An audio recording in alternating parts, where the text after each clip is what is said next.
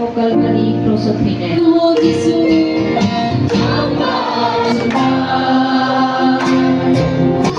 মিডিয়াদেরকে আমাদের Agartala city Baptist চার্চে আমরা আজকে গুড ফ্রাইডে অবজার্ভ করছি।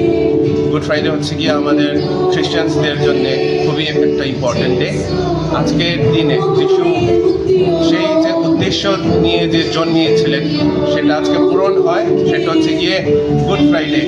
গুড ফ্রাইডে এই কারণেই বলা হয়, অ্যাকচুয়ালি এটা যদি ডিপার মিনিংয়ে যদি যায় আমাদের জন্যে, এটা একটা মিক্স ইমোশন এই কারণে, কারণ যিশু আজকে জন্মার পর আজকে ক্রুশে নিজেকে বলিদান দিয়েছে, কারণ ও আমাদেরকে খুবই ভালোবাসে, যার কারণে আজকে নিজের রক্ত দিয়ে আজকে পরিত্রাণ দেওয়ার জন্যে বাইবেলে লেখা আছে পাপের বেতন মৃত্যু।